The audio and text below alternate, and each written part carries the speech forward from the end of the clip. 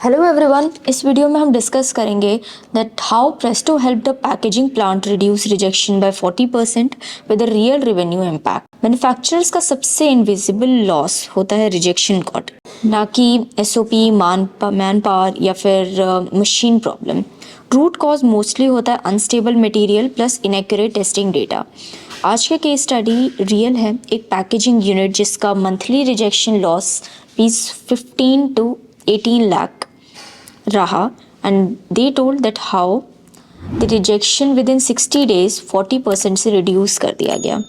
So 70,000 to 90,000 cartons per day they used to make, and they used to give the clients like FMCG, commerce, जो electronics brand होते हैं उनको ये particular cartons जाते थे ताकि वो अपने packaging में उसको use कर सके. And 1.8 to 2.2 crores revenue per month they used to get. तो इश्यूज थे that box compression failures, transit damage, weak edge crest strength, moisture related collapse, customer penalties. These failures were directly costing them 1% to 1.8% turnover every month. So audit में ये चीज़ identify की गई कि GSM variation से 12% carton जो है वो under speculations है, फाइनेंशियल लॉस जिससे एक्स्ट्रा फाइबर कंजप्शन ले रहा था. Second, we have the flute crush due to humidity, जिससे 7 to 9 tons finish good reject हो रहे थे हर महीने. बर्स्टिंग स्ट्रेंथ लो थे 32% ऑफ लॉट्स में. आप नहीं चेक करेंगे तो ये सारे कॉजेस आएंगे ही. बॉक्स कंप्रेशन फेलियर्स होते थे in warehouses, material over specifications की वजह से एक्स्ट्रा GSM ऐड किया जाता था सेफ्टी मार्जिन के तौर पे, जिस कारण से अगेन लॉस जो है 3.8 लाख 4 लाख मंथली रहता था.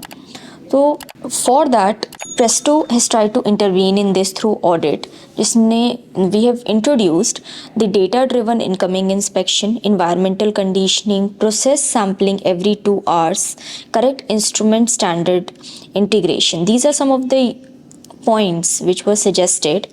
सबसे पहला जो है रॉ मटेरियल को कंट्रोल करना, वो सबसे पहला स्टेप है.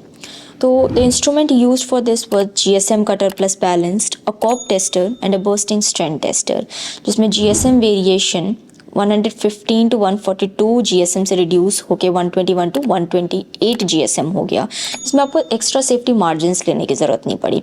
कॉप वैल्यू स्टेबलाइज होने के बाद मॉइस्चर अब्जॉर्प्शन 18% तक रिड्यूस हुआ. BST को बेसलाइन क्राइटेरिया माना गया. Second we have is the edge crush stability which is important कि ताकि आपका जो बॉक्स है वो स्ट्रॉन्गर रहे और हायर लोग बियरिंग और वो फ्यूअर फेलियर्स के कॉज बन सकता है अगर उसका स्टेबिलिटी स्ट्रॉन्ग है. तो उसमें edge crush strength and conditioning chambers बहुत इंपॉर्टेंट है.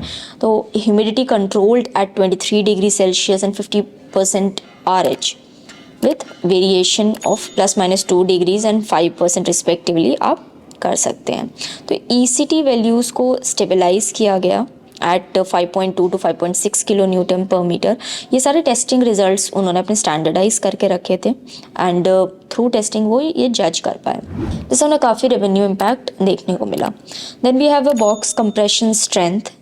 We have box compression strength tester. We discussed about the McKee formula, top load test setup, जिसमें BCT जो है वो इंक्रीज किया गया bye 25 to 28%.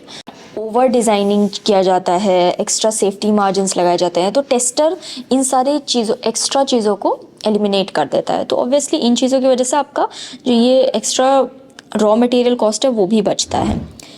Then we have edge the finished good drop tester and vibration table and bursting strength tester for the final audit and BCT verification and all these things in the final QC. तो ये testings करके they were able to reduce the 40%, approximately 40% reduction in their losses, because अब एक proper setup तैयार कर दिया गया है टेस्टिंग कल्चर का भी, जिस कारण से आपके डैमेजेस नहीं हो रहे हैं, आप एक्स्ट्रा मार्जिन्स लेके नहीं चल रहे हो, तो आप सेविंग्स हर तरीके से कर रहे हैं. That's why this is how in the packaging sector testing equipment can support you. Thank you so much.